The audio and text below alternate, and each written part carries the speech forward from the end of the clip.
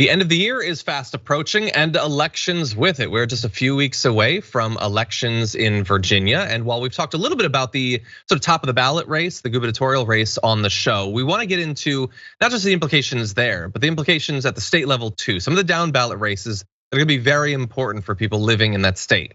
And discuss this, we are very lucky to have today on the show the co-founder of Sister District, Gaby Goldstein. Welcome to the Damage Report. Thanks so much. It's great to be here. We're glad to have you here as well. We were chatting a little bit before the show about how it's sort of pedal to the metal. Things are getting a little bit tighter than we might have thought. For people who haven't necessarily been following this election, tell us a little bit about that dynamic and some of the reasons you think it might be changing. Yeah, I mean, Virginia, if you don't live in Virginia, you might think that what happens there doesn't really affect you. But actually, because Virginia holds its gubernatorial and state leg elections in the odd years, they're often a really interesting barometer and preview for the next year's national election. So this year, all 100 seats of their lower chamber in their legislature are up, as well as, of course, the governor's mansion. And those races are important because Virginia is a critical, leading the way in progressive policy for the South and a really important laboratory for progressive federalism. But these races also matter a lot because they can tell us a thing or two about what we might expect next year in the midterms. Awesome. Okay, so how many years has it been since it flipped to blue? Just 2019. Okay. Yeah, it's been just 2 years, and it's crazy. In just 2 years that the Democrats have had a trifecta, they've raised the minimum wage, they've rolled back abortion restrictions, they've expanded voting access. It's been an absolute pleasure to see the incredible progressive policy gains that the state has been able to make in just such a short period of time. Interesting. And so a lot has changed there in the past 2 years. Unfortunately, a lot's been changing throughout the country in the last 2 years, and not all of it good, not all of it progressive. So you have Youngkin at the top. You have, as you said, 100 of the lower house seats being contested. There's the possibility that either or both could be flipped. Are there any patterns to sort of what this election is being made about? I don't know much about Virginia, but I know about what Republicans have been talking about nationally, obsessively since last November. So what is it like there in Virginia? Yeah, I mean, I think that at the gubernatorial level, of course, there's a lot of rhetoric that is, I think we're likely to see next year as well. Virginia is often, in the way that it's a bellwether for national politics, it's also an opportunity for the parties to test out messaging and to, try out their bag of tricks on, as a preview for what may be to come next year. So there's a lot of, there's still sort of some narratives on the right about defund the police and socialism and critical race theory and a lot of those sorts of dog whistles that are intended to rile up the base and particularly Trump voters and this sort of thing. We're definitely seeing that. The good news is for Democrats, because they have this trifecta, they have a lot to run on, right? And McAuliffe is a former governor himself. And of course, the folks, the incumbents running for the state house have a great record to run on. So those are the messages that the Democrats are really focused on, is how Virginia has improved in the past years that Democrats have been in office and in power, and really leaning into the kitchen table issues that voters really care about. Interesting. Well, we know that, a little bit less than a year ago, there was a lot of turnout and a lot of Democratic turnout. A lot of people voted, a lot of first-time voters. There was a lot on our mind politically with the pandemic, and a lot of people felt motivated by what they thought about Donald Trump. The former is still here, regrettably. We're still dealing with the pandemic, although things seem to be moving in the right direction.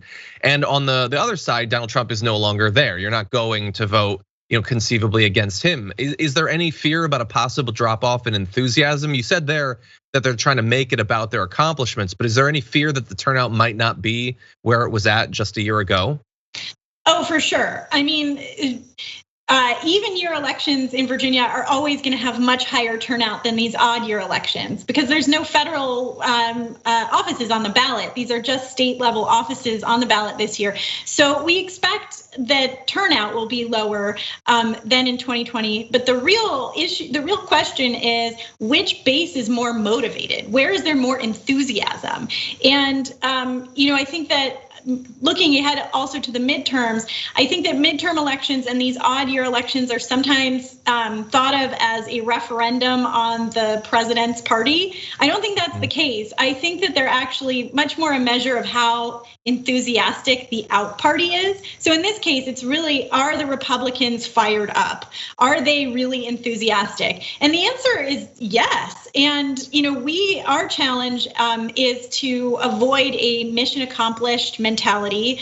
Mission accomplished, problem solved, Donald Trump is gone, kind of mentality on our side, and really keep the enthusiasm up. And last year, even though Joe Biden eked out a very narrow win, when we looked at the election results, we saw an enthusiasm gap on the Democratic side down ballot at the bottom of the ballot. So even though Joe Biden eked out a win, we didn't get huge gains at the state legislative level and at other lower levels of the ballot. And so we already have to be combating this complacency and enthusiasm gap this year. And we have to roll it right into next year. So first we got to keep it up in Virginia and keep our Democratic voters enthusiastic and turning out, and then we got to turn around and do it again next year. Okay.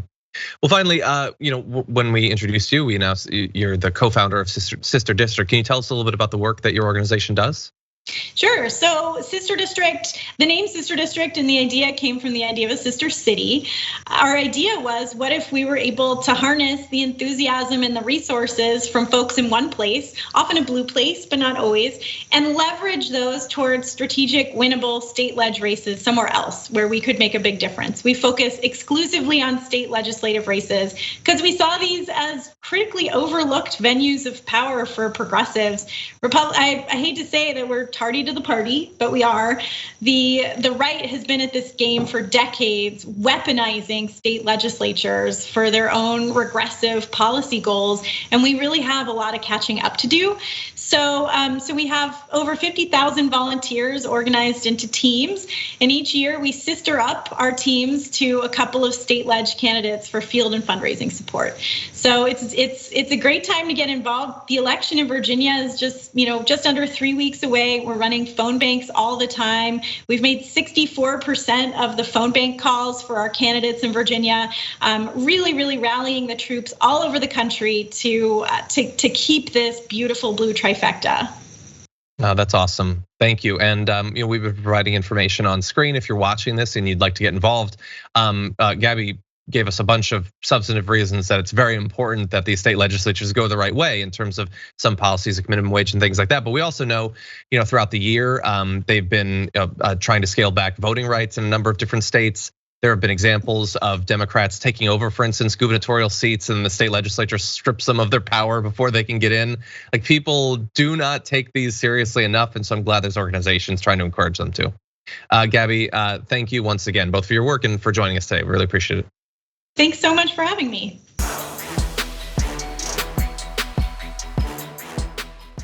For more political news breakdowns, interviews, stories of activism, and me trying my hardest to care about the occasional big celebrity news story, subscribe to our YouTube channel at youtube.com/The Damage Report. And you can ring the bell wherever it is so you don't miss anything.